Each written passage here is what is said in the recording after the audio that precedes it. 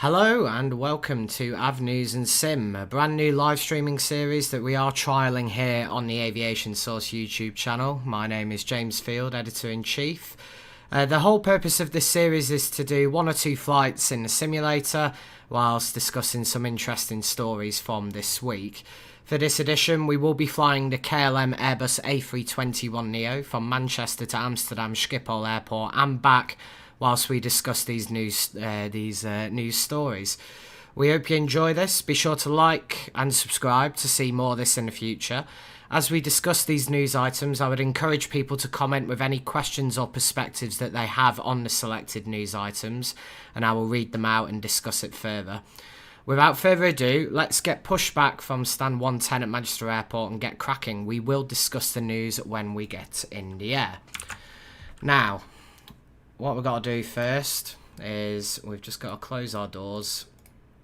We'll get the APU on and then we will call for the pushback.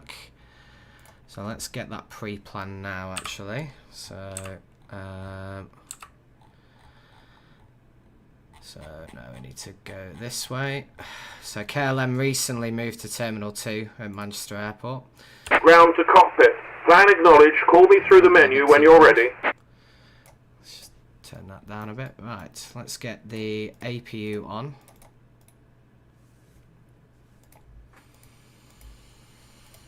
There we go. APU's coming alive.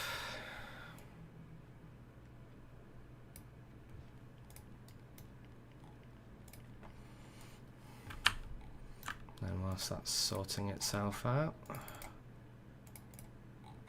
get weather radar on, transponder. I think we're good to go in that regard. IRSs are sorted. So I'll just wait for the APU to come on and then we'll we'll get rolling.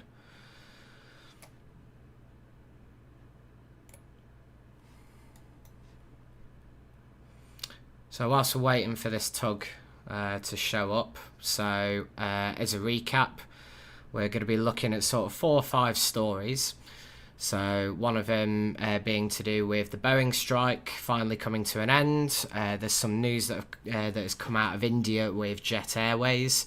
We've got China Airlines looking to make a wide-body purchase. Airbus has also released their orders and delivery numbers for October, which we can get into.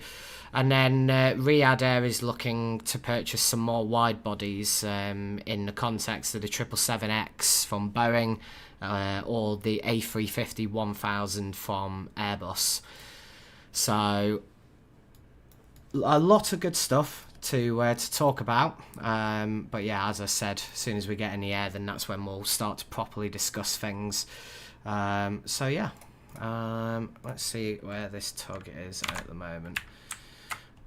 What we can do, we can get rid of the ground vehicles. Lovely stuff. I think we need to call, yeah. Ground to cockpit. Tow is driving up. There we go. There's the tow.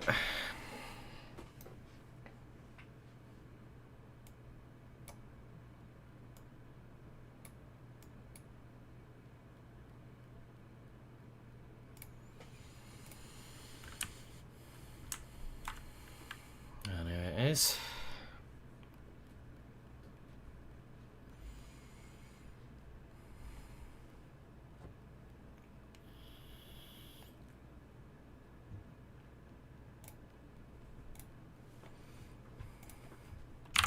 Alright, so our APU is sorted. Let's just disconnect the external power. So we've got nothing now connected to us. So this is the towless 321neo okay, for X-Plane. All doors and hatches are closed, ready to connect. Here we go. So we're not flying in real time. The sun is about to come up on the sim rather than it being dark. Just because we want a bit of daytime flying. Hello John Ranger, I hope you're well. Thank you for joining us on the stream today. Very, very well, thank you. I hope you're well.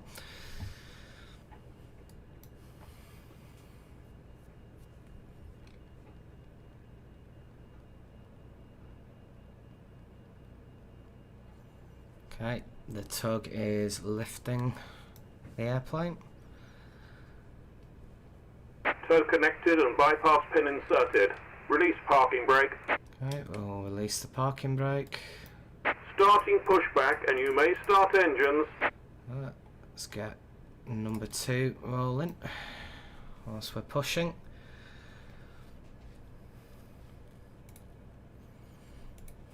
Let's see what things are looking like outside the airplane. Here we go. So we're pushing.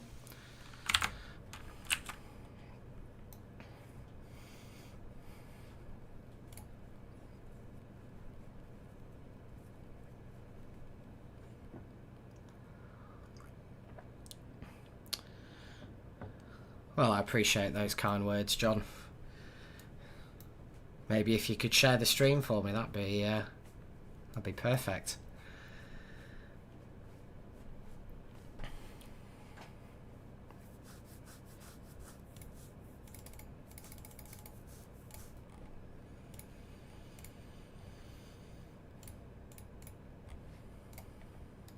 Okay, engine number 2 is nearly there.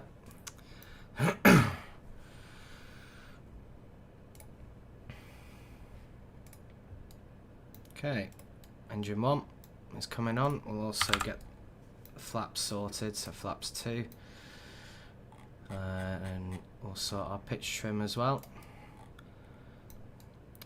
Thank you, John, appreciate it. Glad that you like the content on the channel.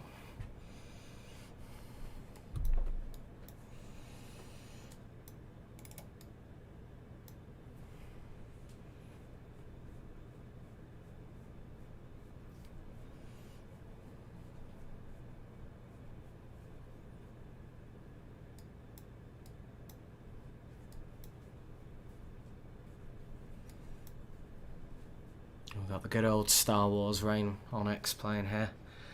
Operation complete. Set parking brake. Okay, set parking brake. Disconnecting tow. Stand by. Let's get some lights on. So on the spoilers, max auto brake.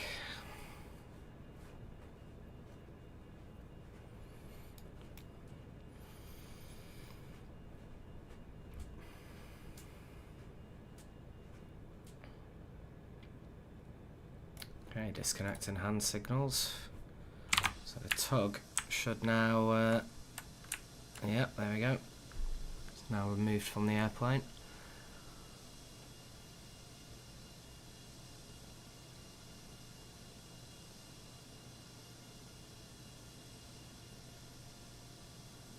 Tow is disconnected and bypass pin has been removed. Hand signal on the right. We'll see you next time and have a safe flight. Lovely stuff. Right, we can now taxi out. It's runway 23 left at Manchester, so just a little bit of a long taxi from T2. So we'll do that now.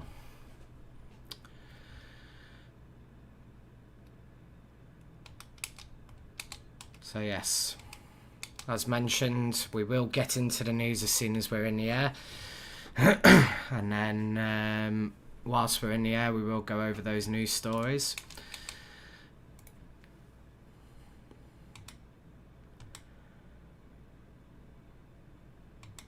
Favourite plane?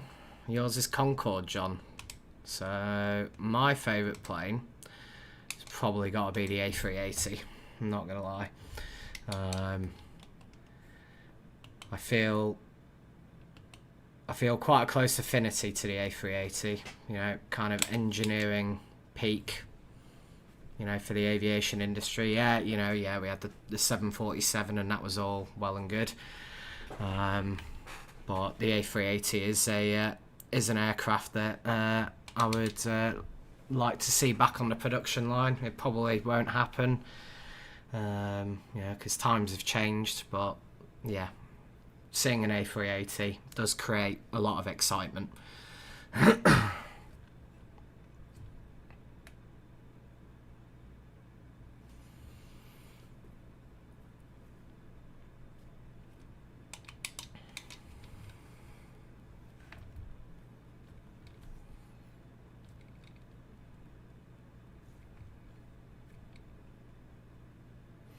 Okay, so this flight down to Amsterdam should be about 50 minutes, and then the return will be around an hour, just with winds. So we are making good progress down to 23 left. Somewhat of a fast taxi, so if you bear with me on that.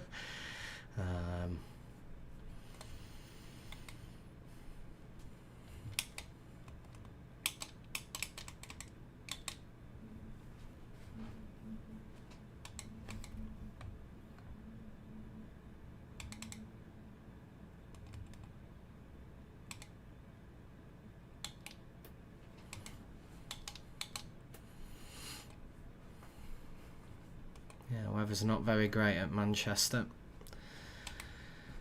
But then again, you know, being a local there, it's kind of the weather all the time, really. You get that odd day of sunshine and then, yeah, just consistent rain for a while.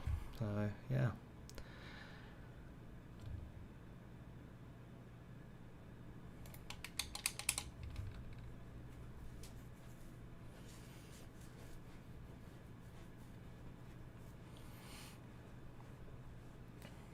So we're nearly at 2-3 left now.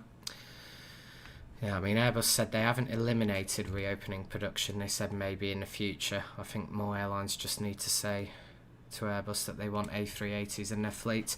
No, you're definitely correct there, John. I think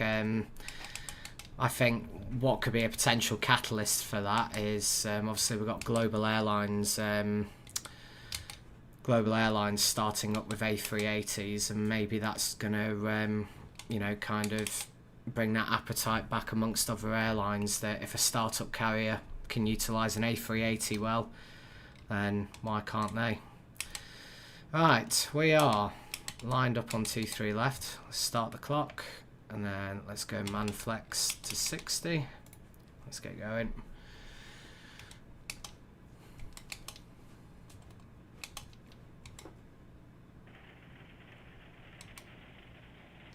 There's the lovely X-plane rain finally deciding to give us sound. 100 knots.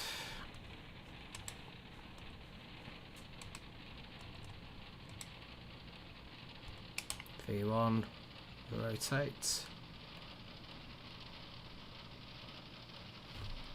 Okay, positive rate, gear up.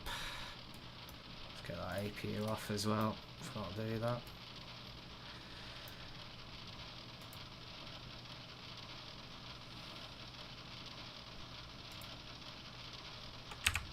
Yeah, I think global airlines will help, as A380 spare parts are hard to come by. So Airbus don't make many anymore. That's very true. Yeah, hopefully this is the start of, you know, a new era for the A380, because not too long ago there was talk about Airbus doing an A380 Neo, because obviously Emirates expressed some good interest in it. So yeah, we shall have to see. Alright, let's do first climb. This rain's something else. Pops up.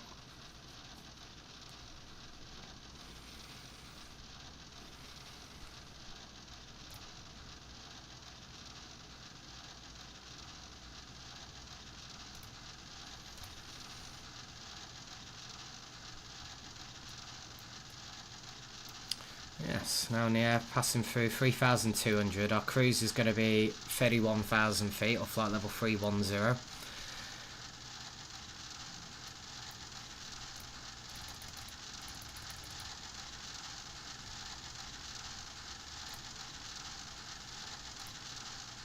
Get out of this rain soon enough.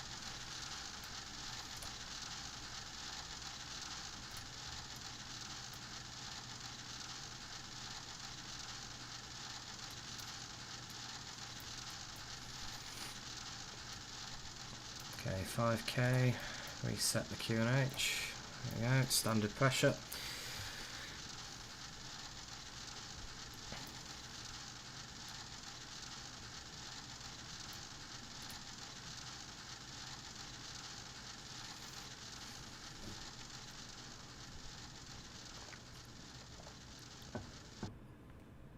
Okay, and that's the rain gone, lovely.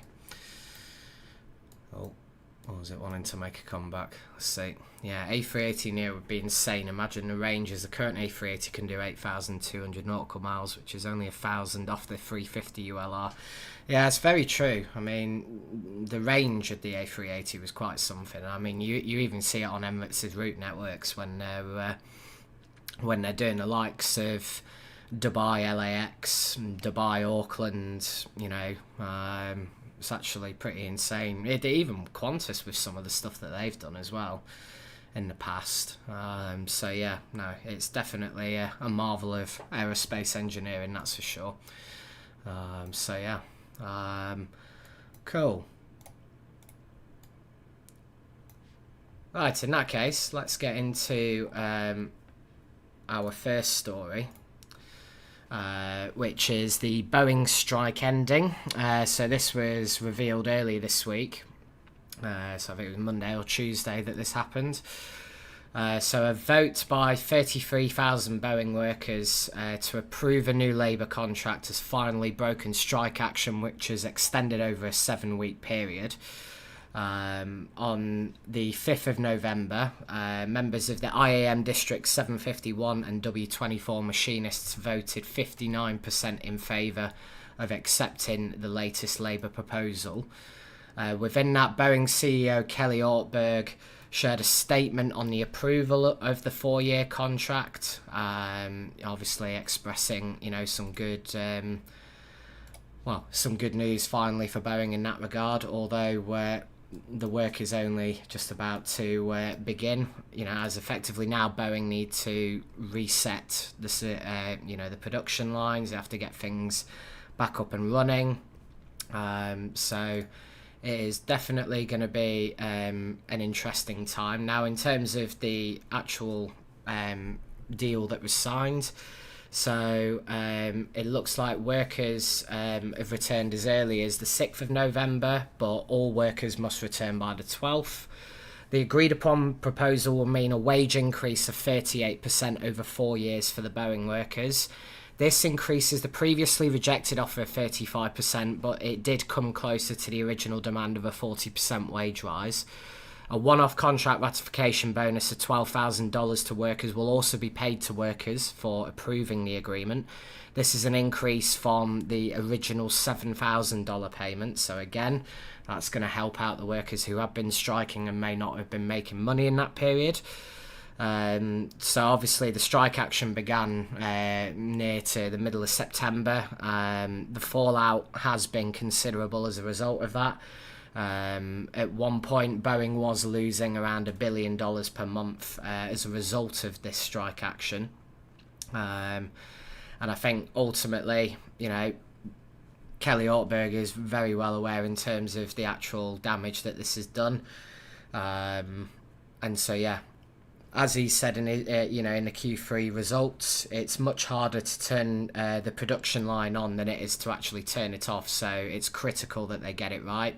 This is definitely being seen as a sort of reset for Boeing in that regard. And it's going to be interesting to see how that restart goes.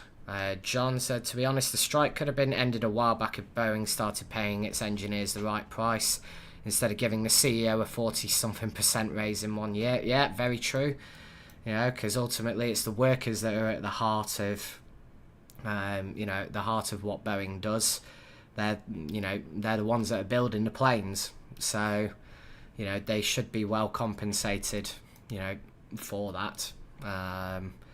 So yeah, it is definitely going to be interesting in that regard what happens next.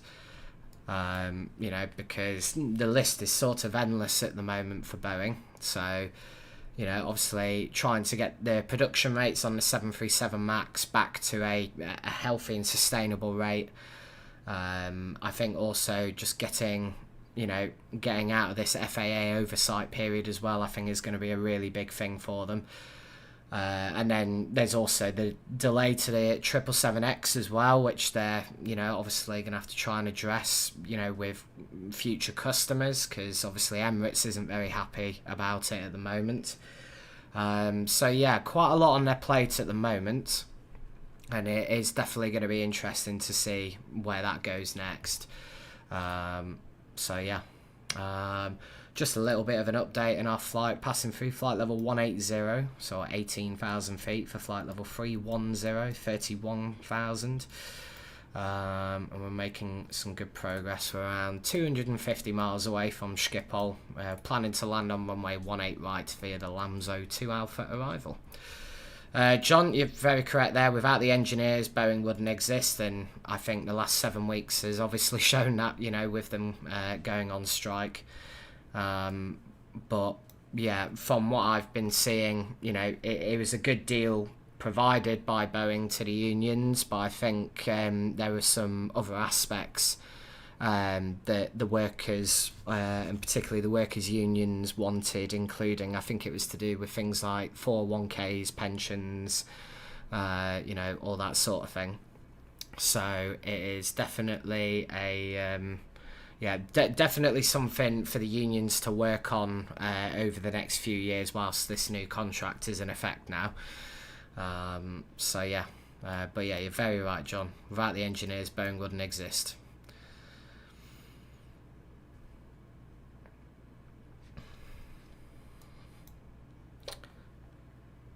Might have been too loud. There's an exterior view outside the KLM 321 Neo.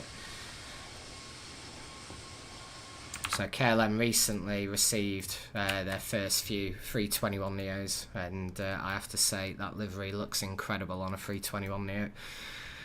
So yeah,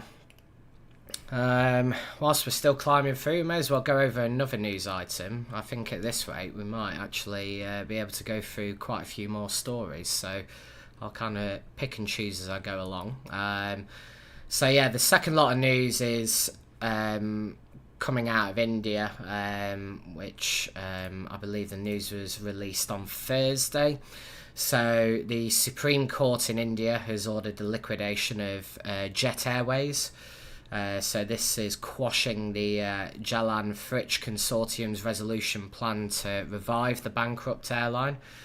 The court found that the successful bidder for the ailing airline, JKC, had failed to comply with the conditions of a resolution plan to bring the airline back to life. In issuing the direction, the Supreme Court cited the peculiar and alarming situation where the resolution plan had gone unimplemented for 5 years. So yeah, it is quite bizarre in that regard, because you would think that a big consortium like JKC would be quite up for bringing an airline back from the dead. So yeah, obviously Jet Airways was once a sort of symbol of India's burgeoning aviation industry, and they did hold the recognition of being a nation's leading airline. But obviously the decision by the courts this week puts to an end a long struggle which obviously sought to restore the carrier. So yeah, it's a bit of a shame really, because Jet Airways' story in India was always something quite interesting to watch in that regard. And I think just kind of coming back to the last story that we spoke about with Boeing, obviously John has said, I think Airbus should take the fact that the 777X is delayed again and build a longer range and longer A350-1000 to compete with the 777X. Yeah, I think so, but I think with the with the 350-1000, there will be a ULR variant, which we will first see with Qantas under the Project Sunrise, because the sort of flights that aircraft will be doing. It is one of those where you're going to start seeing Qantas flights from, sort of Sydney to London Heathrow, Sydney to New York JFK. So yeah. But yeah, in terms of obviously Jet Airways, so they went bust in 2019, but this sort of story of their downfall kind of started in sort of November 2018. So it was November 2018 when Jet Airways basically found in their financials that there was going to be a negative outlook due to increasing losses. And then by March 2019, it was reported that nearly a quarter of their aircraft were grounded due to unpaid leases. And then not long after that, the board of directors started stepping down. By April, the airline couldn't, sort of procure any fuel. This was due to non-payment of dues, as the emergency funds had still not been credited to the airline. And then later in that month, Jet Airways suspended all flight operations due to lenders rejecting around $4 billion of emergency funding. And then obviously its membership from IATA was suspended as a result. So yeah, it's just been kind of in the... in the bankruptcy court. There's been a couple of companies who have been trying to bring the airline back to life, to no avail. So yeah, it was quite a sad series of events, really. Because I was quite looking forward to seeing another Indian carrier kind of compete against the likes of Air India, Indigo. But yeah, you can't get everything you wish for, unfortunately.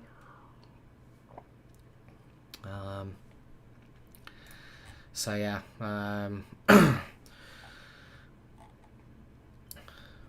but yeah, in terms of this failed revival attempt as well, from the JKC, they did emerge as the successful bidder in the insolvency proceedings in the first place, and the consortium promised to sort of inject fresh capital, restructure the airline, and, in their own words, restore the carrier back to its former glory. But the implementation of the resolution plan has faced a lot of hurdles, whether it be legal challenges, financial constraints. JKC did state that they'd made every effort to restore the airline back to operational status. They accused lenders of intentionally stalling recovery efforts in order to, sort of push the airline towards liquidation. And then during the court hearings, the lenders argued that JKC had basically failed to fulfill their critical obligations. And this had been outlined in the recovery plan.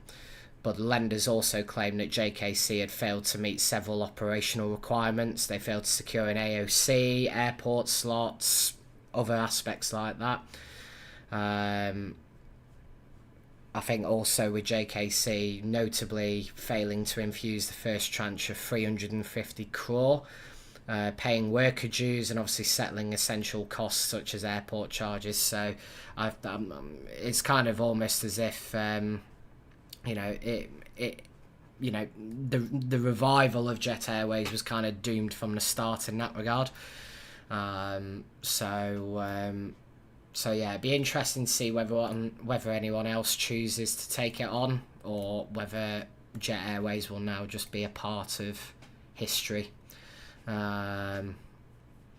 Because I think over the last few years we've kind of seen what happens when airlines try and kind of revive themselves. Not many are successful. In the UK you had Flybe, and they didn't last very long afterwards. So yeah, it's definitely it's always the difficult thing to bring airlines back to life in that regard. So yeah, it will be it'll be a sad sight to see him go, but it's probably for the best at this point. But yeah, as soon as we've got any more news pertinent to that, whether another revival attempt is going to be made, then obviously we'll let you know in due course. So yeah, brilliant. So we descend in around 8 minutes. So I think we could probably have time to talk about another story. But first, John, the A318 747 would be in a better place if it wasn't due to COVID. Sad to see Jet Airways not able to come back. Yeah, again, very true. A lot of airlines who operated the 380, when they put them in storage during COVID, it was also pretty clear that quite a few of them were probably staying there a lot longer than than was planned, and ultimately some of them have already been kind of scrapped for parts. I know that Emirates is still in the process of trying to get a few more of their A380s back into the air as well. So but yeah, you are right. I think if COVID hadn't had happened, we'd still be seeing this sort of demand today for travel, and it potentially may have given a better business case to keep the 380 and the 747 on the production line.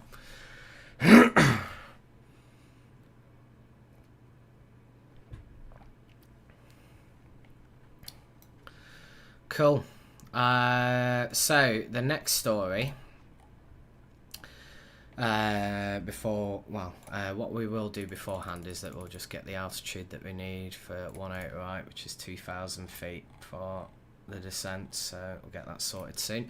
There was also some news this week that came from Reuters. It looks like China Airlines is looking at ordering some more wide-body aircraft. The carrier is currently evaluating options to replace its 777-300ER fleet, while obviously positioning itself for sort of future growth in Asia. So the carrier's fleet renewal program, there looks to be a need for around 20 aircraft. So this will be around $4 billion of sort of aircraft spend. And China Airlines is specifically considering acquiring either the 777X or the A350-1000 as replacements, but also for growth. So the replacement would be on 10 of the 20 aircraft ordered, so for the 10 777-300ERs. At the moment, in terms of wide body, they've got 10 777-300ERs and 15 A350-900s. China Airlines had previously decided on the purchase of 16 787-9 aircraft back in August 2022, with deliveries to commence in 2025. At the 2023 Paris Air Show, however, the carrier did sign a contract with Boeing, converting an option on 8 further 787 aircraft into firm orders.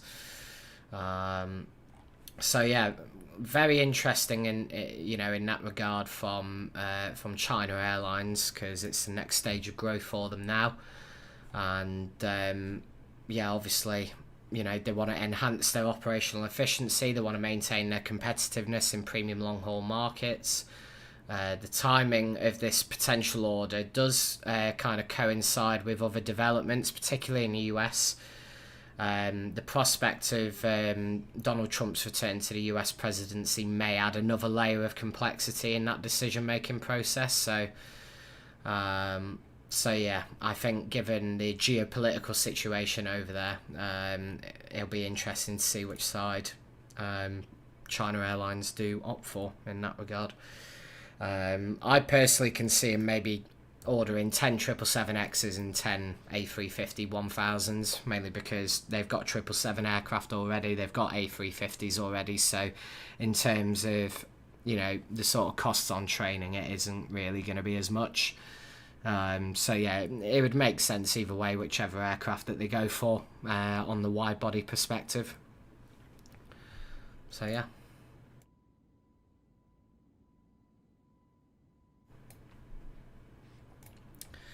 Not far to top of descent now. Obviously the sun's come up in the sim now, which is nice.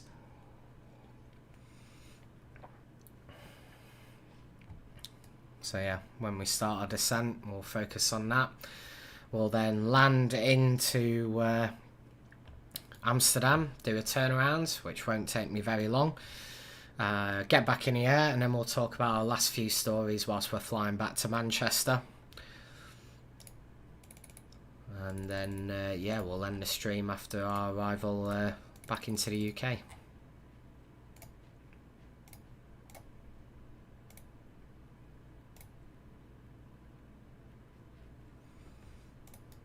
But But yeah, if you've got any comments, thoughts, questions, then please feel free to put it in the comments or in the chat. And yeah, we can discuss any sort of topic that you would like whilst we're about to descend into Amsterdam Schiphol Airport.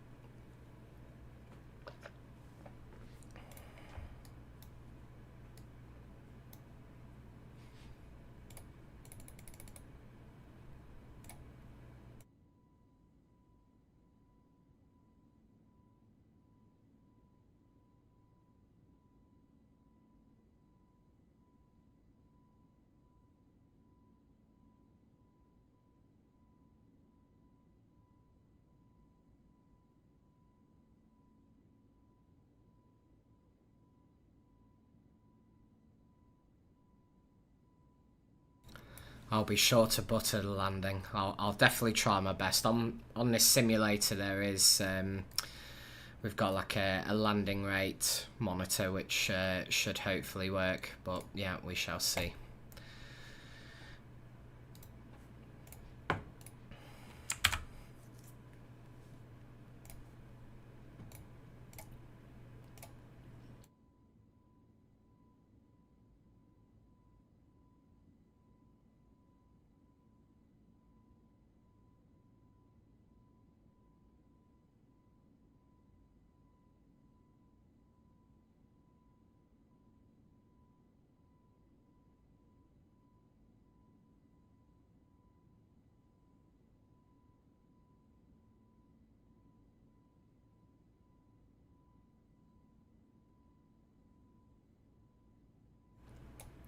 John, do you mean computer specs?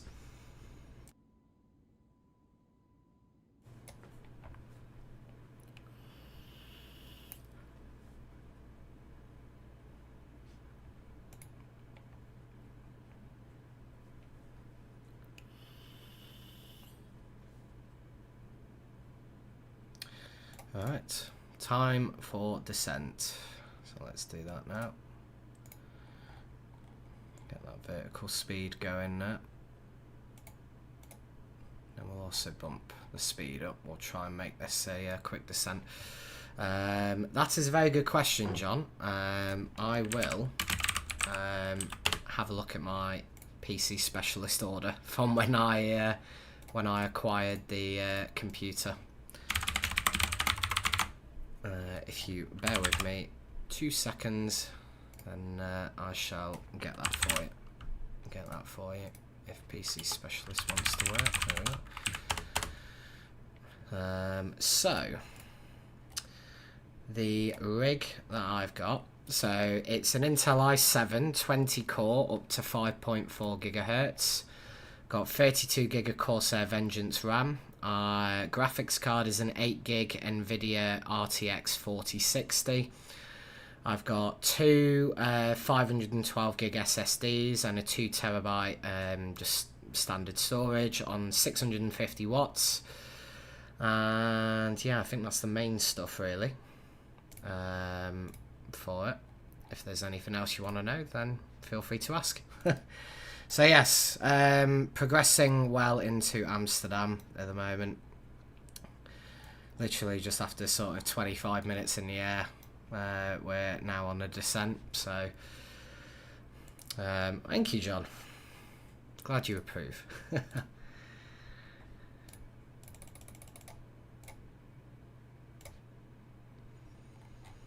So yeah. We have discussed 3 of those stories, and I think I'm gonna, whilst we're in a descent, I'm just gonna pick a few more stories for our conversation for when we get back into the air at Amsterdam. So yeah, there will be plenty more to talk about, because obviously in the world of aviation, there's always a lot of news for such a niche industry. So yeah, I've picked a couple more there that we can talk about. I will keep that a surprise for when we get back in here.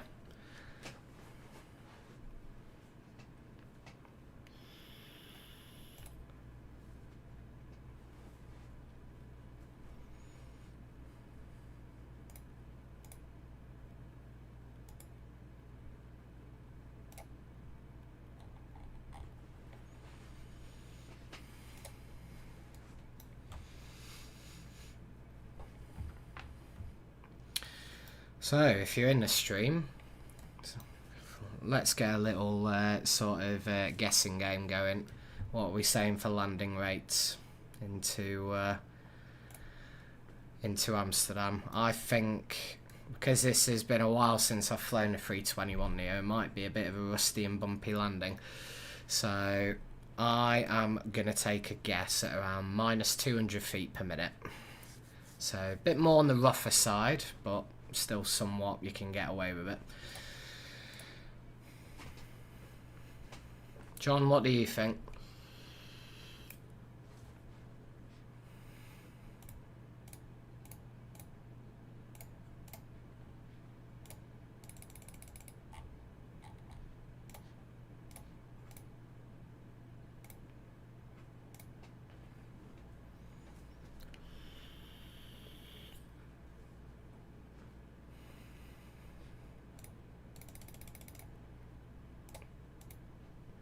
It's fine, Airbus throttles can be a bit confusing if you've not flown in a while. Even I find Airbus throttles a pain at times.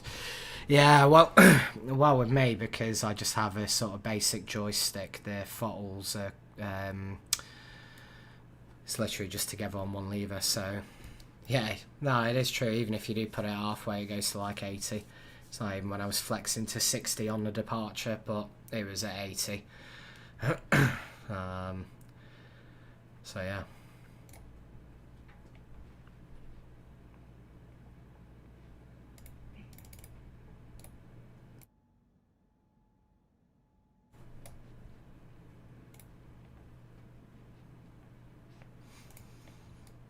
Let's have a little look outside.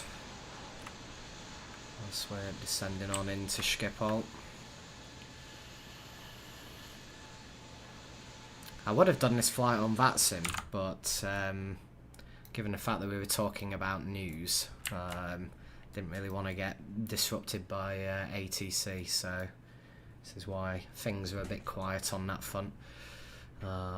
So yeah.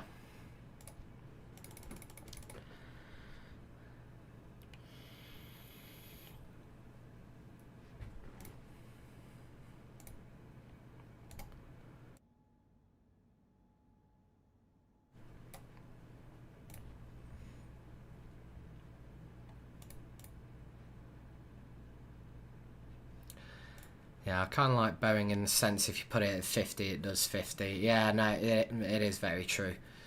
I mean, I don't really know much about this whole, sort of flexing and things like that. I'm kind of assuming it's to do with just maintaining engine performance, and kind of reliability. But I suppose I'll find that out eventually. But yeah, Boeing's a lot more simpler in that regard in terms of throttles.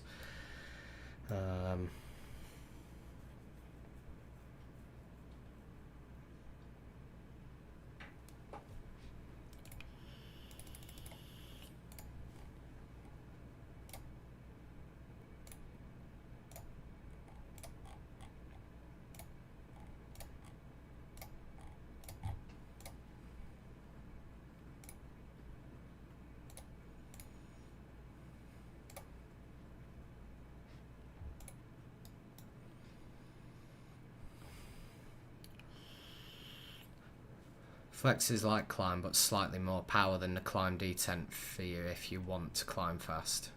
Oh, that's good to know. I mean, maybe a couple of months ago I just toga it all the time, but yeah, thought I'd start using flex a bit more now, so.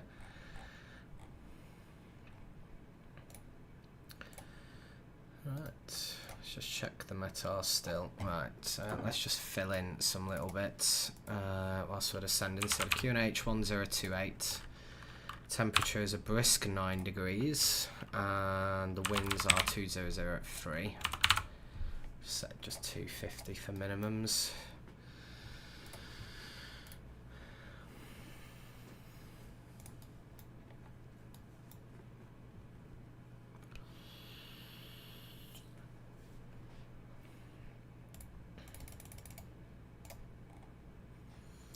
So 50 miles to touchdown. Currently on a Lamzo 2 Alpha.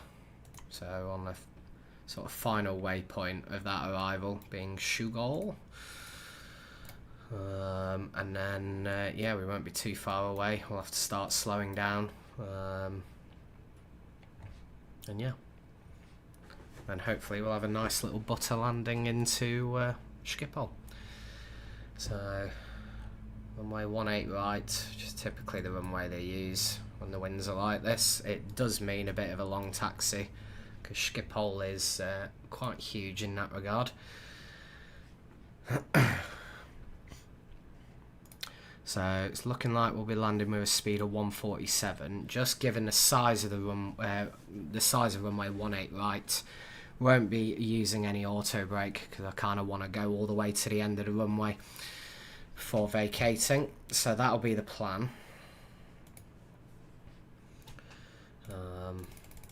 And yeah, at the moment, weather-wise into Amsterdam, it's not too bad.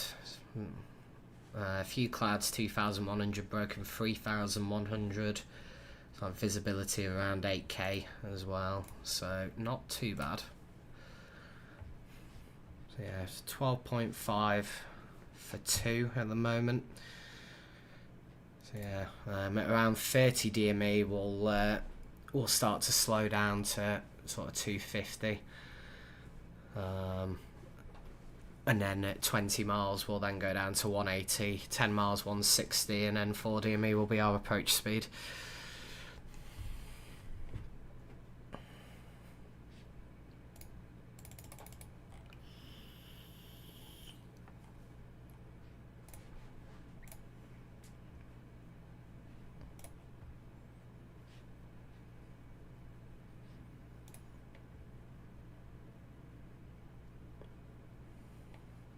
Okay, 34 DME. Making good progress. So we've been in the air 35 minutes. Right, so runway turn off, landing lights. Let's get all the click spots. There we go. So no seat belts, no smoking. Passing through 10k. Might start that reduction now actually. 245. Let's deploy those speed brakes. There they are.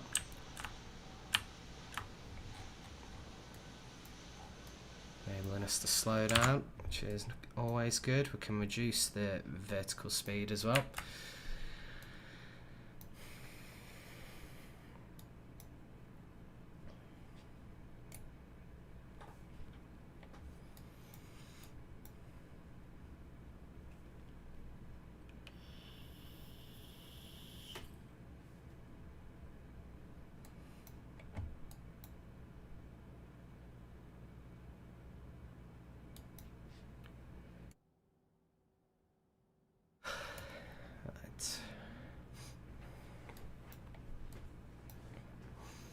So we've got a tailwind, so it's just going to take a little bit longer to slow down in that regard. Well, vertical speed wise, we should be pretty good at the moment.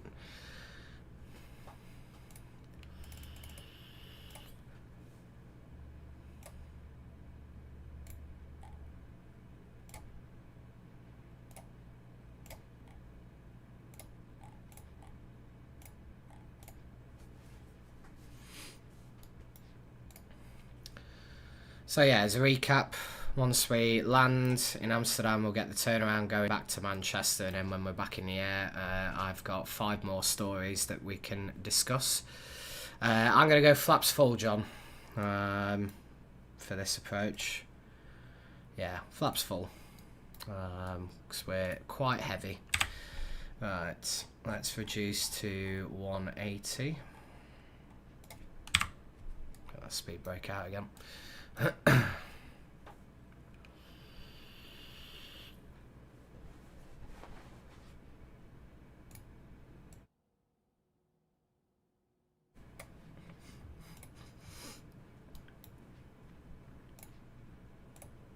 Transition levels, flight level 40 typically. We'll go flaps 1. So again, just bringing this aircraft to a lower speed.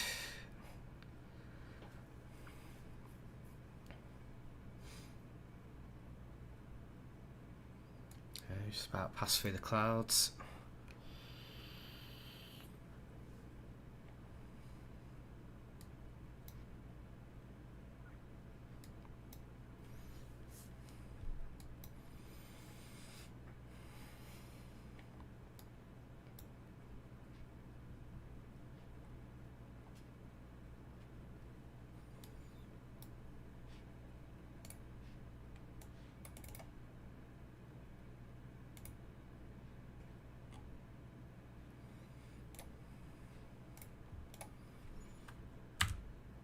Okay, flaps 2.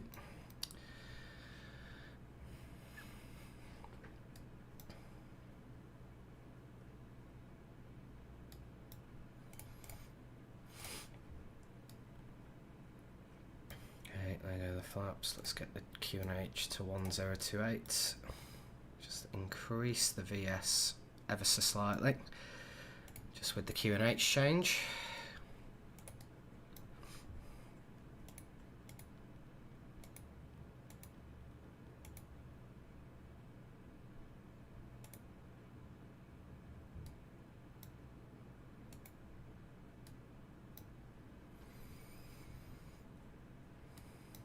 Okay, flaps 3.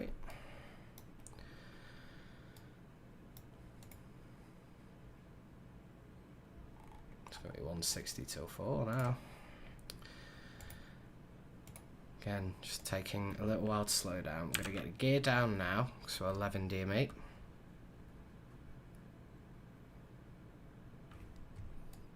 Get cabin ready as well. And that comes up, flaps full.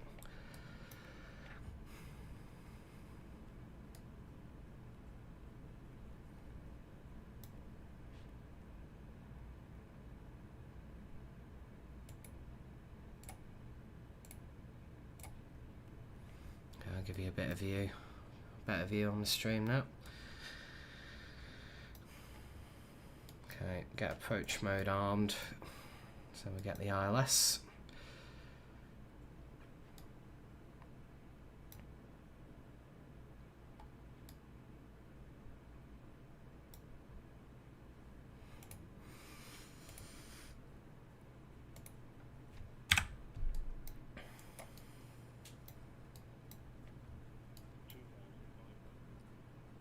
$2,500 checked.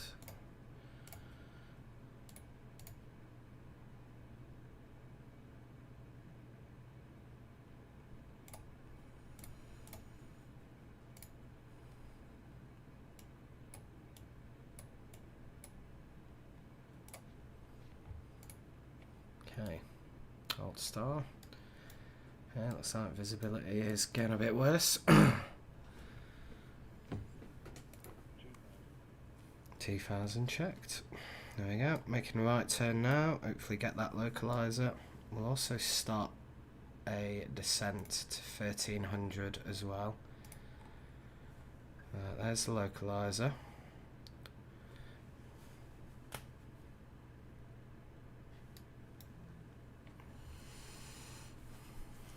And hopefully we will have the glide in around 1.5 miles. Going to use autoland to minimums.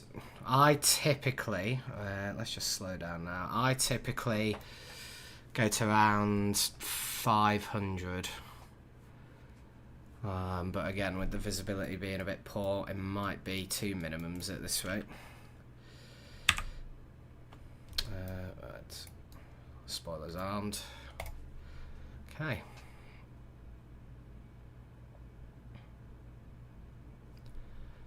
Yeah, this fizz is pretty shocking, so yeah, I think it's going to be down to minimums.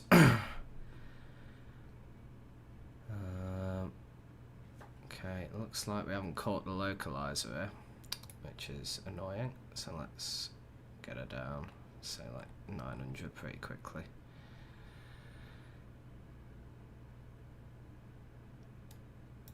Just in the hope that that localizer will capture.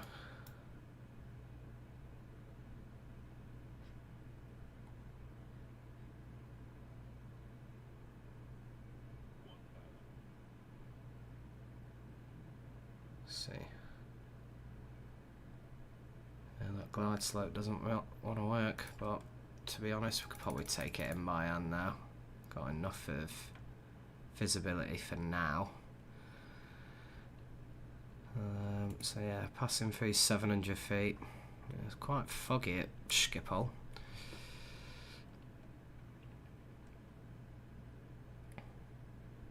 Here we go.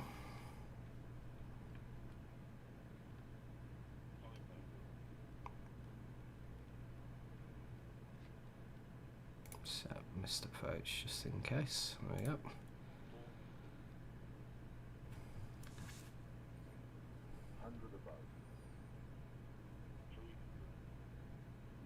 Continue.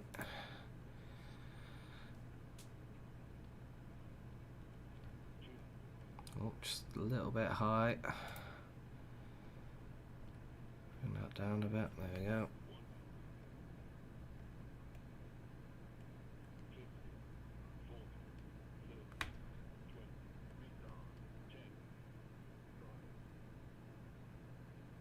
Oh, lovely. Nice little butter landing there.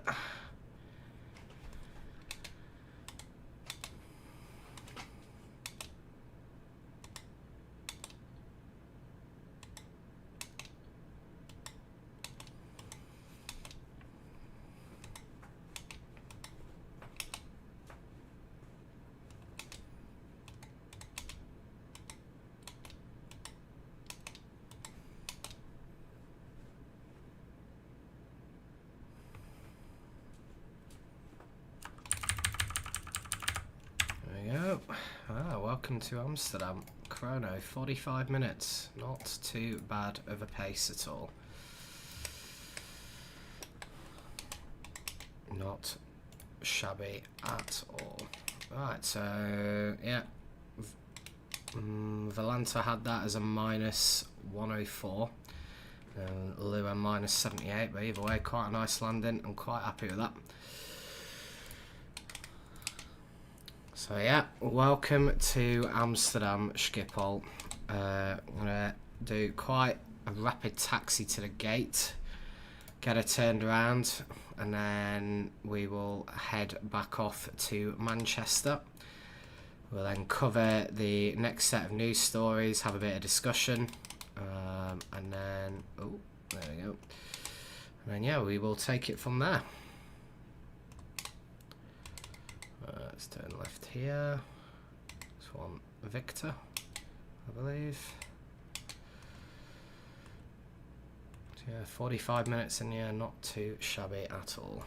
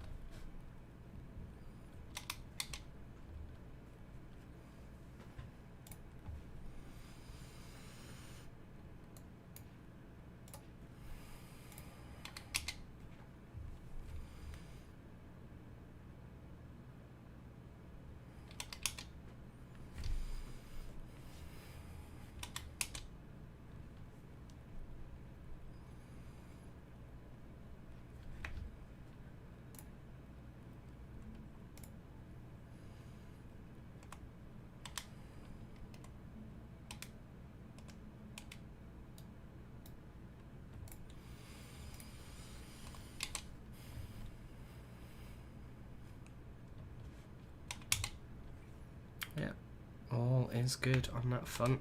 Yeah, it's quite a rapid taxi here as well, because I am aware of how big Schiphol is. Oh yeah, doing about 30 knots across the ground at the moment.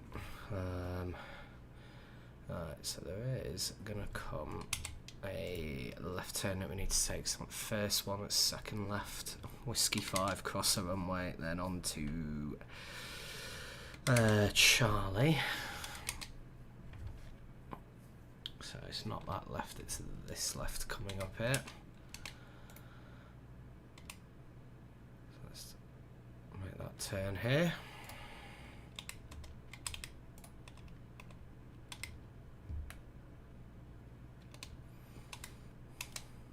Then we'll cross 18 centre.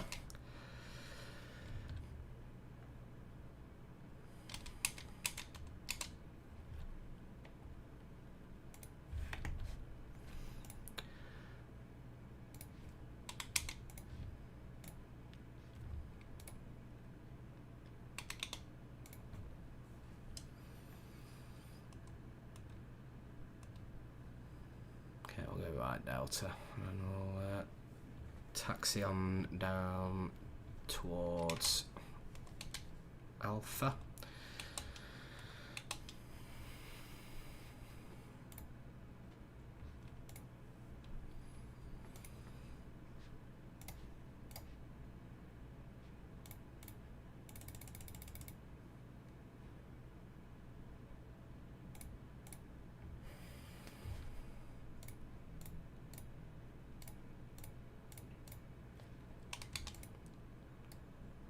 Take it down Bravo, to be honest. Let's do that instead.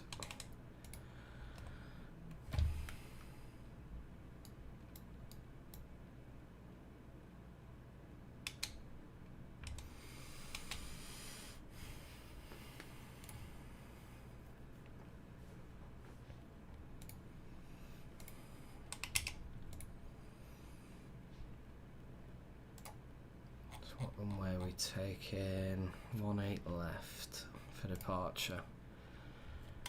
Okay, so we'll make this taxi just a bit longer. We're not actually that far away from the KLM terminal anyway.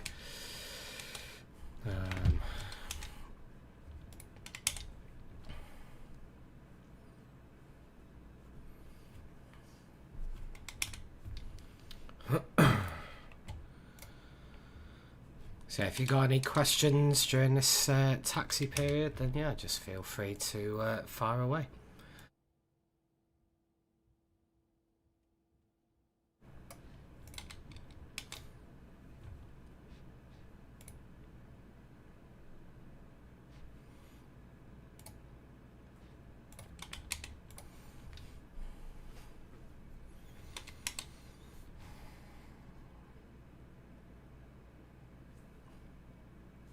So we're after Alpha 13, which we'll make that right turn into, and then that should take us into the main KLM terminal at Schiphol.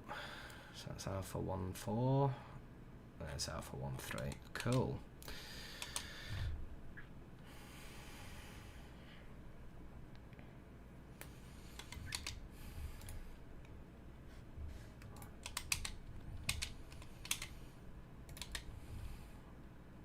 So let's make this right turn onto Alpha 13.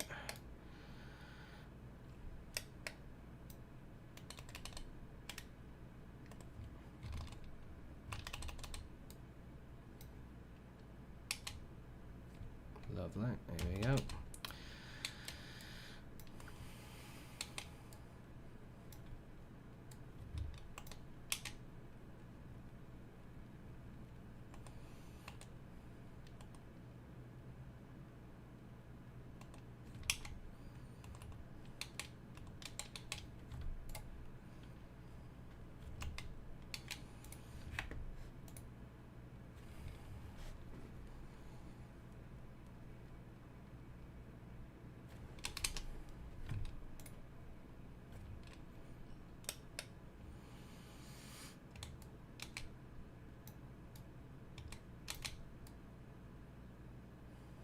Okay, let's turn on to Delta 43.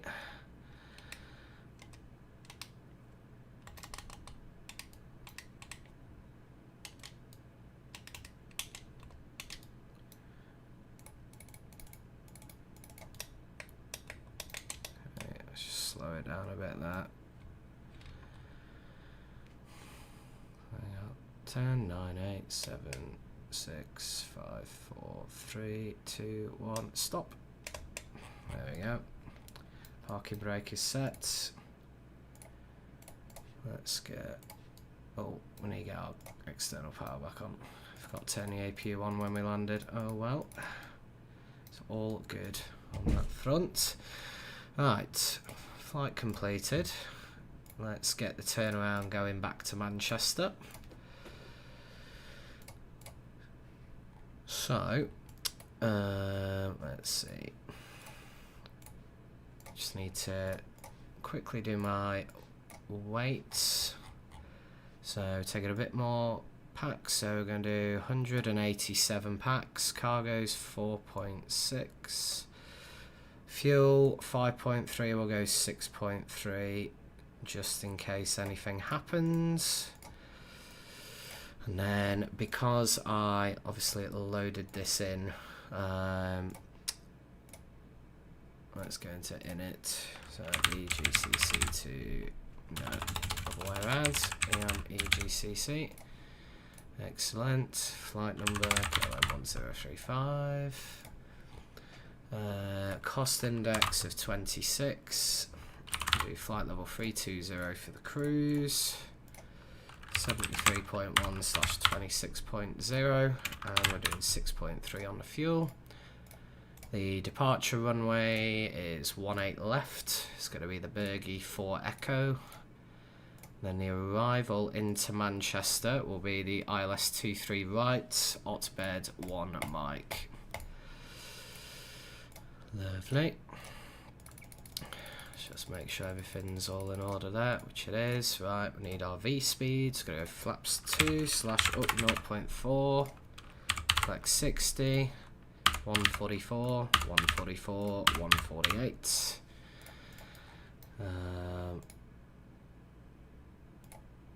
Perfect. There we go. Right, so do flight level 320. We'll then get the APU rolling.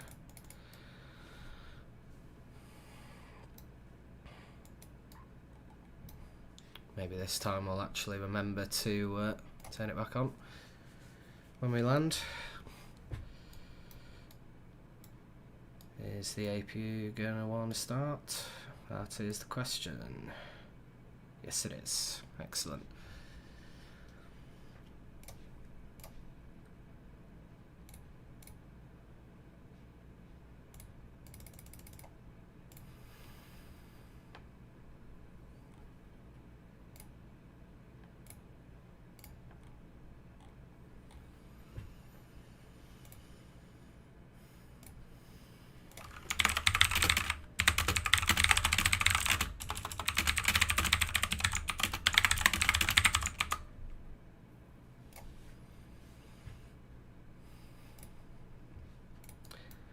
Okay, what we'll do is also we'll call for the tug. We'll do that. Ground to cockpit. Plan acknowledge. Round me through the menu when you're ready. Driving up. There we go. Right, AP's on. External power can come off.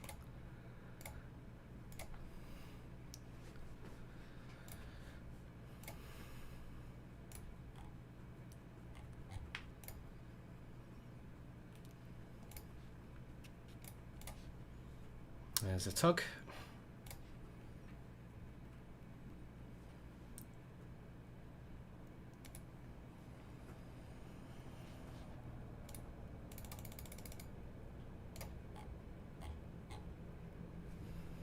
So, whilst we're doing a pushback, I may as well go over the final few stories that we'll be discussing. We'll be talking about Airbus's October numbers. All doors and hatches are closed, ready to connect. We will also be talking about Riyadh Air looking to acquire some more wide-body aircraft. A suspected food poisoning incident that occurred in Asia. Airlines having to brace for foodless flights as UK catering workers threaten strike action. And then we'll finish up by talking about the Emirates Group's announcement. God, I couldn't speak there. About their half-year results, where they have performed very well indeed. So yeah, got all that to come when we depart from Amsterdam bound for Manchester. So connected and bypass pin inserted. Release parking brake. Parking brake release, start the clock. Starting pushback, and you may start engines. Okay, number 2.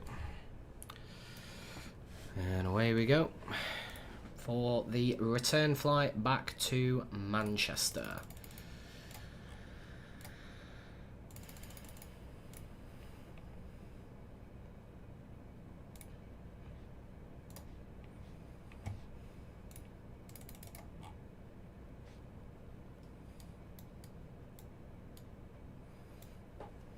Yeah, well, we're going for runway 18 left, so when we push back we'll taxi via Alpha 13, Papa 3, cross 27, and continue on Echo 6.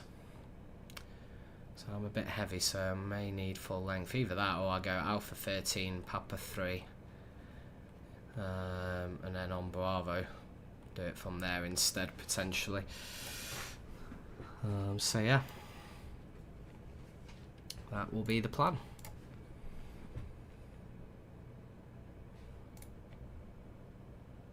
Okay, engine 2, good start. So let's go flaps 2. Flight controls up 0.4.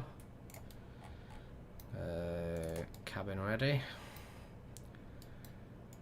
Speed brake armed, auto brake max.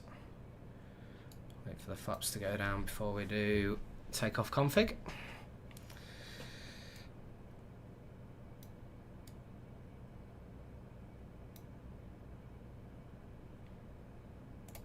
There we go.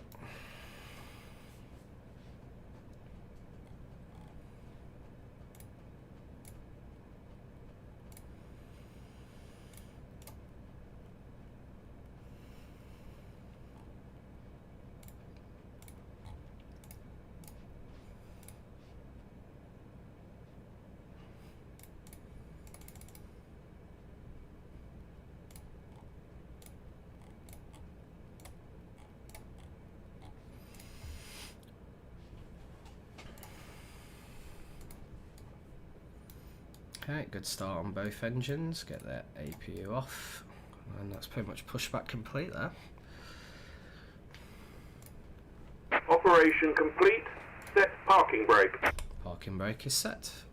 Disconnecting tow. Stand by.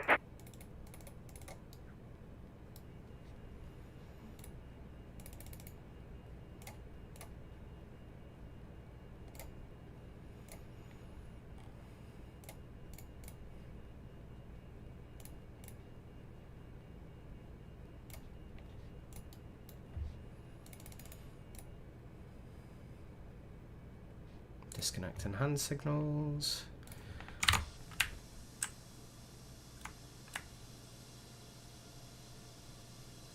There we go.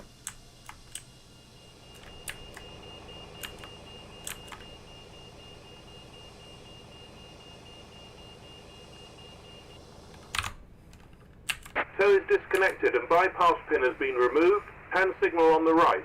We'll see you next time and have a safe flight. That's taxi.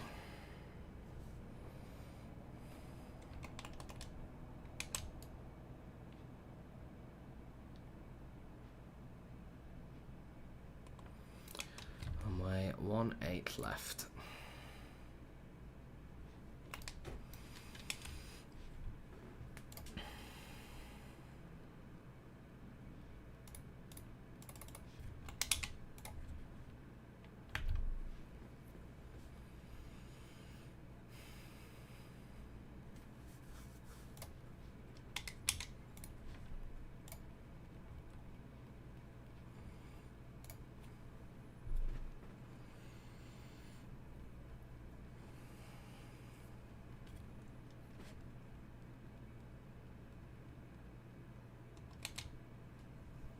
So this flight's a bit longer, around 354 miles.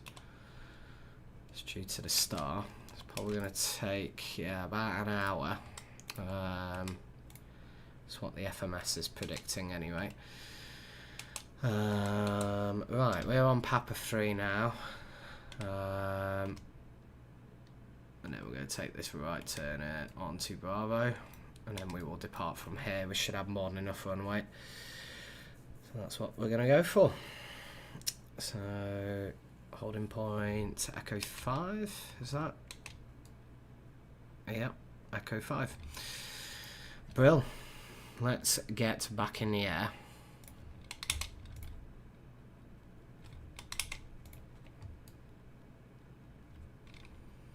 Oh, let's make this right turn.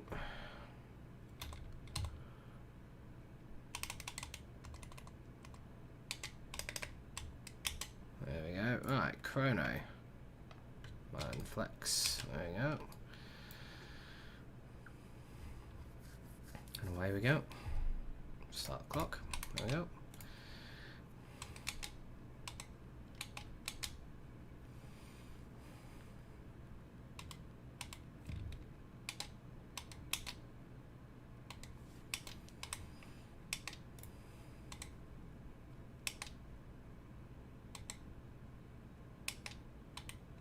V1, rotate. Effortless. Go up.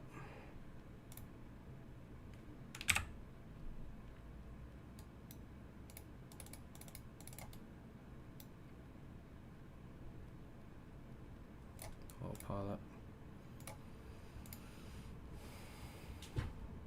And there we are. We are up in the air.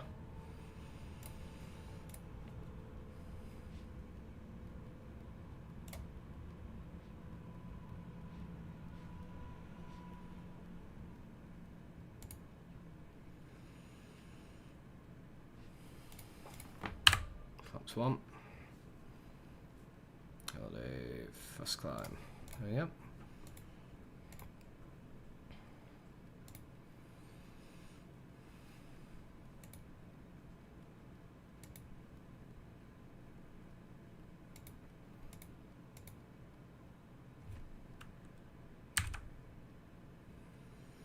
Flaps up. And 4K is the transition altitude, so we'll then reset QNH at that point.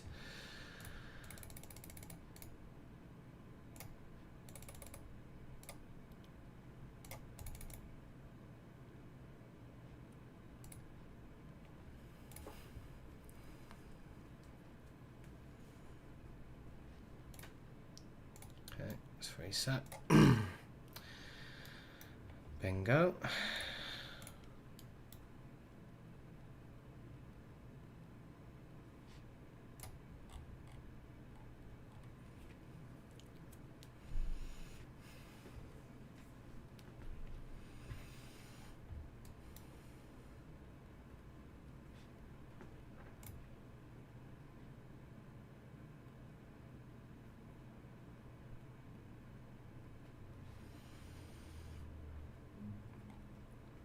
Right, now that we're in the air,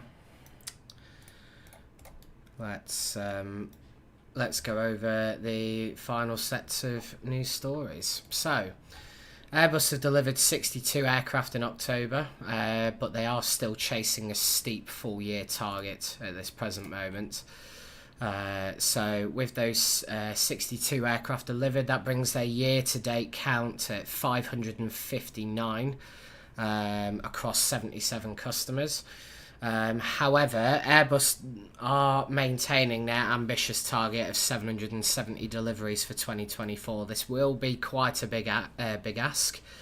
So yeah, there's around kind of over 200 aircraft, if not just a little bit more, that they'll need to deliver over November and December. So some industry experts do remain confident in the manufacturer's ability to achieve approximately 750 deliveries by year end without a further downwards adjustment. This projection would be dependent upon engine availability and related persistent challenges within the aerospace supply chain. So it is looking like Airbus may not achieve those goals, but we'll just have to wait and see at the end of the year. But yeah, they'll have to deliver quite a few more aircraft in November than they did in October, as well as the same for December as well, to get anywhere near.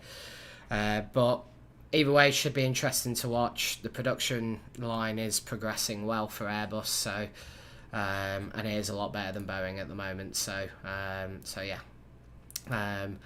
The next story after that, so Riyadh Air, they are eyeing a new purchase of either 777X or A350 1000 aircraft.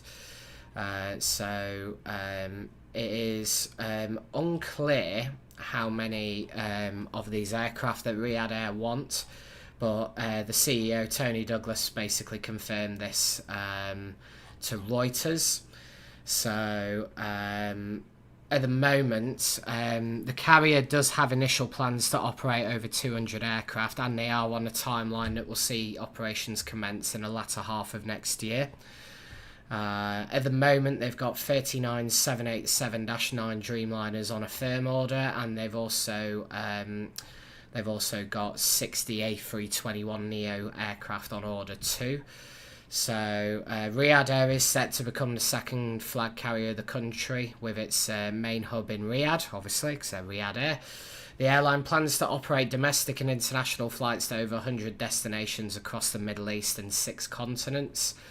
So obviously, with its ambitious plans and strong backing, Riyadh Air is poised to become a major regional presence within the Middle East, which will of course be interesting to watch. After that, there was a suspected food poisoning incident where 34 people were sick on Japan Airlines and United flights from Guam to Tokyo. So this happened across 2 separate flights, and it included a group of high school students. So it kind of indicated that the food poisoning was as a result of not what they'd eaten on the plane, but potentially what they'd eaten in Guam, because the vomiting. Despite this, Japan Airlines have told airport officials that it did not believe that in-flight meals were the cause. So officials suspect that the group contracted the illness whilst in Guam. This would account for the fact that those who fell ill were on 2 separate flights. So it'll be interesting to see what comes from that if there is an investigation. But yeah, definitely one to sort of watch out for. But yeah. Then after that, airlines are bracing for foodless flights as UK catering workers threaten a strike. So passengers at 8 UK airports may face the prospect of having no onboard food or drink on some flights, as Donata catering workers are considering strike action. So the airports in particular are Heathrow, Gatwick, Glasgow, London City, Stansted, Bristol, Manchester and Birmingham. So Donata's attempts to change workers' terms and conditions without consultation has angered production line, warehouse and delivery staff. It looks like the Unite Union is quite involved in this already. So if the strikes go ahead, it will affect major carriers such as EasyJet, Ryanair, TUI, British Airways, Emirates, American Airlines and Air India. These carriers may be unable to provide in-flight catering to their passengers, potentially leading to disruptions and inconvenience for travellers. So from Birmingham, Emirates, TUI, EasyJet, Ryanair and Air India. From Bristol, EasyJet, TUI and Ryanair. From London, Gatwick, EasyJet, TUI and Emirates. Glasgow, EasyJet, Emirates and BA. From Heathrow, it'll be Emirates, American, Singapore, Malaysia, Air China, China Southern, Air India, Royal Brunei, Royal Jordanian and Kenya Airways. From London City, it'll be BA. From Manchester, it'll be EasyJet, Ryanair, Emirates, TUI, Aer Lingus, Singapore Airlines, Ethiopian. And then from Stansted, it'll be Ryanair, TUI and Emirates. So Donata have provided a statement on the proposed industrial action. They said, despite our continuous efforts to reach a fair solution, Unite has rejected our reasonable proposals to enhance wages and conditions and initiated a ballot for industrial action. The Unite Secretary Sharon Graham has said that the Donata's attempts to bypass its workers and force through these changes will not be tolerated. So yeah, it looks like another strike is on the way, especially if no agreement can be made. So yeah, that'll be interesting to see. And obviously on the food poisoning story, yeah, John, it probably won't be an investigation. Yeah, because it wasn't aviation. It does very much sound like an illness that was contracted by the students when they were in Guam. So it might have been something that they've eaten, at a restaurant there. But either way, was quite interesting to see that unfold. And then final story. So the Emirates Group has achieved its strongest ever half-year financial results, with a profit before tax reaching $2.8 billion in the first half of 2024-25. This exceptional performance has surpassed last year's record-breaking figures, so it becomes a further demonstration of the group's strong business strategy and operational expertise in a dynamic global market. So after tax, the group recorded a profit around $2.5 billion US, or 9.3 billion UAE dirhams. In terms of EBITDA, this stood at $5.6 billion, or 20.4 billion dirhams. Obviously, Emirates is performing really well at the moment. Over the course of Emirates' fiscal year, they've launched new flights to Phnom Penh, Bogota, Madagascar. So this expansion has brought their network to around 148 airports across 80 countries. So slowly but surely, through the re-edition of the A380s in the fleet, they're able to enhance their connectivity options and travel flexibility for passengers worldwide. On top of this, there's also a $4 billion retrofit program going on with Emirates. So 8 aircraft have already received interior upgrades. So this is through the new premium economy cabins. They're being introduced on more routes. They're receiving positive feedback from passengers. So premium economy could be something that Emirates is going to strive for. And then in terms of sort of other news, obviously we saw the news from Sydney, where there was a Qantas emergency landing due to an engine failure, but then not long after that, literally whilst the aircraft was in the process of returning to Sydney, the airport rather suffered a grass fire. Again, it's unclear whether the two instances are linked, or whether it just happened to be a coincidence in that regard. So as soon as we've got more info on that, we'll let you know. And other than that, that's pretty much been it in terms of the big news stories. So we're going to continue on to Manchester as planned. When we get up to the cruising altitude, we're also going to speed up a bit as well, because we're flying into the wind, so I want to maximise my speed as much as possible. In the meantime, just enjoy the flight, and if you got any questions or discussion points, then let me know. What do you think caused the engine failure? Well, again, kind of too early to say. What we do know is that passengers observed a loud bang, so it does sound like a contained failure of sorts. But again, we'll just have to see what happened on that 737-800. We'll no doubt find out from investigators, because I believe the ATSB are investigating both incidents at the same time, just to see if there was any link between that engine failure after takeoff and the grass fire that happened not long after. So yeah, we'll definitely see in that regard.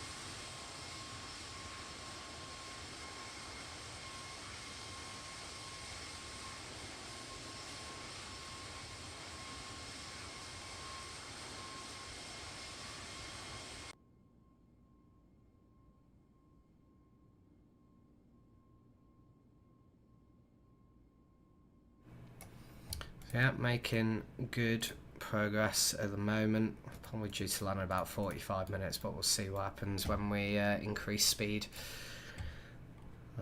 So yeah, shall see indeed.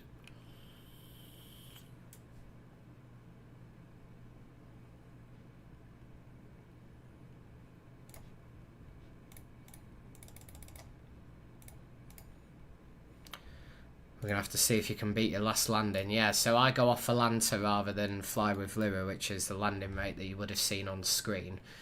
Because on that landing, I got minus 103.6.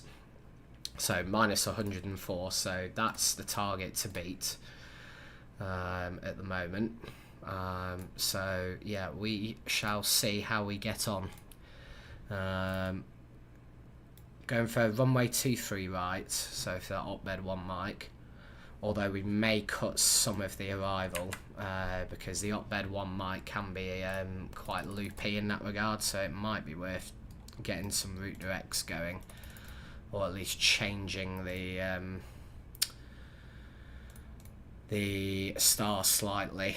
So let's do that now. Let's get rid of Pole Hill, let's get rid of Bernie, let's get rid of the intercept. Then we'll get rid of Rosen, and then that should actually speed the process up a bit.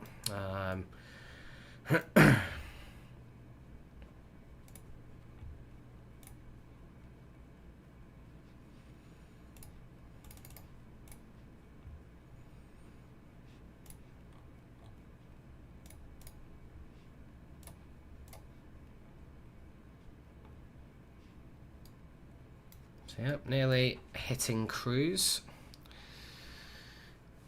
So I've been in the air about 16 minutes, so not that bad of a climb rate.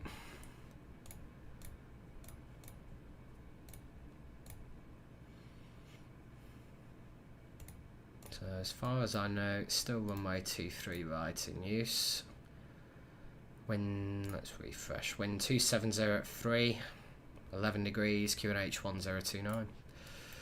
So all is well on that front. Right, let's speed up a bit. Let's do Mach Decimal 81. May not make too much of a difference, but we shall see.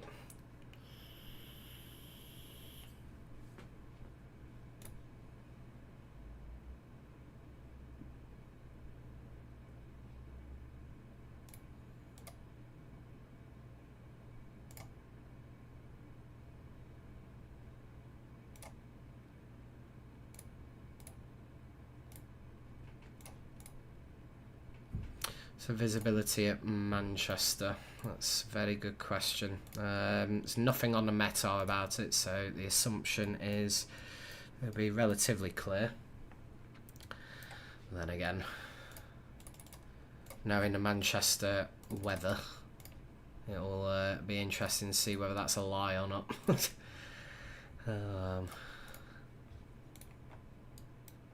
Right, so we've got 96 miles until we start our topper drop. The 3,500 level the centre fix.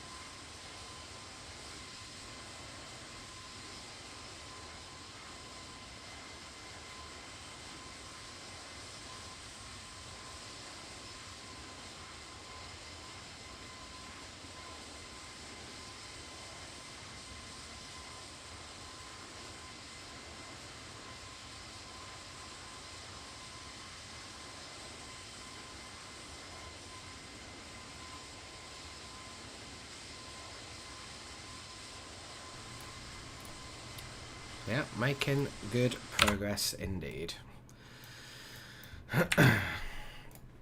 Don't need to enter destination data yet. So about 80 miles from top of drop, or top of descent.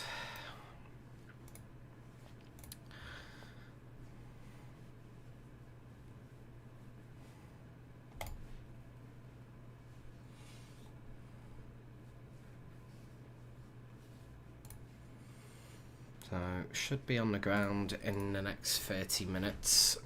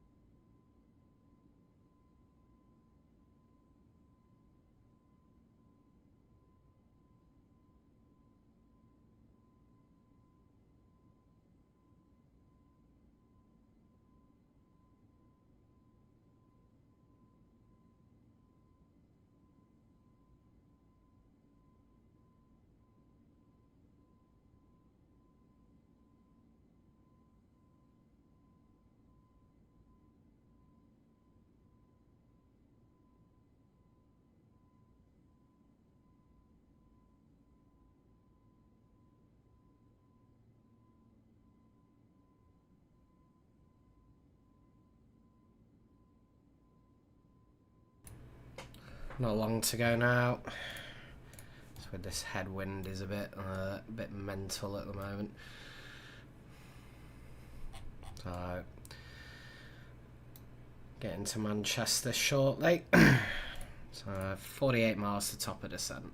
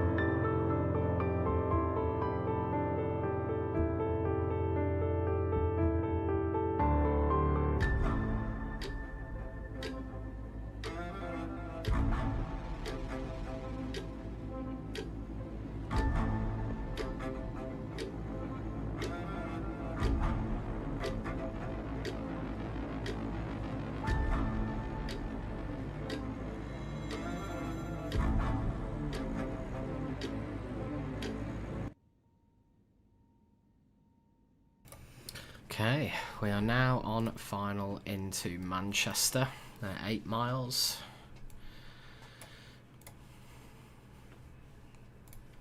Welcome back, John.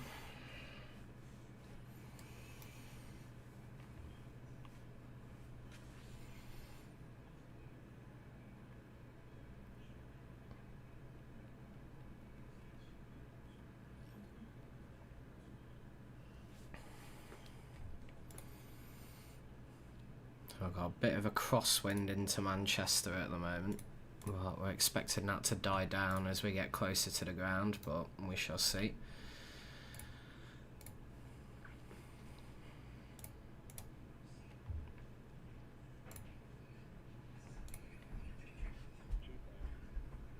There we go.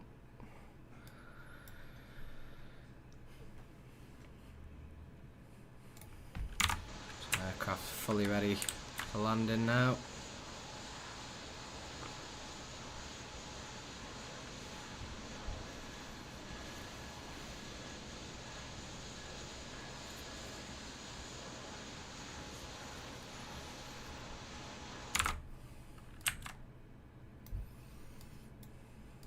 Right, 5 DME, 150 for the final approach speed.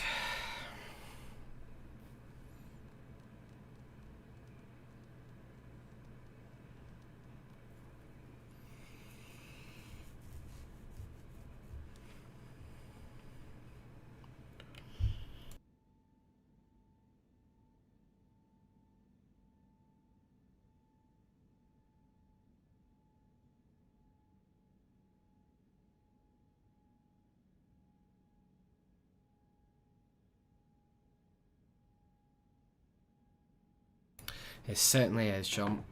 Definitely a beautiful plane and livery. I always had a feeling that the KLM livery would look pretty good on the 321neo. I haven't been disappointed in that regard, so yeah, definitely. Right. Okay, we'll carry on down to minimums.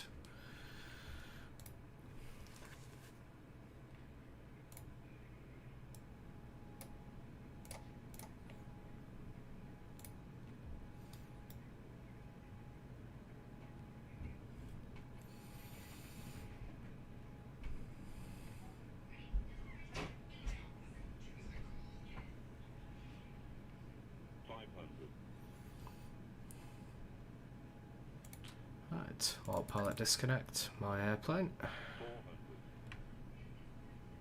100 above. 300. Minimum. Continue. 200.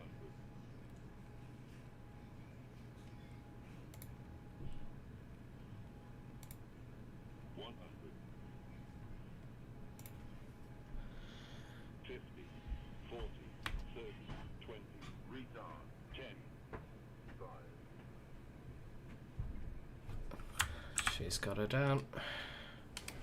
Bit more on the firm side there.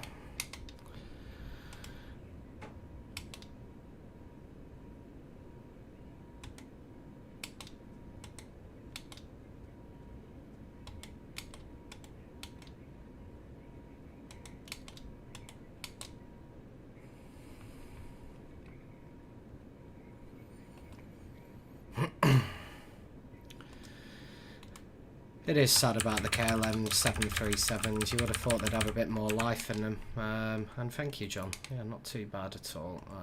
Chrono. Okay. So 50 minutes of flight time. That was actually relatively quick. Volanta had that minus 130, so a little bit more firm than the landing into Amsterdam, but we will take what we can get. And now the taxi back to Terminal 2.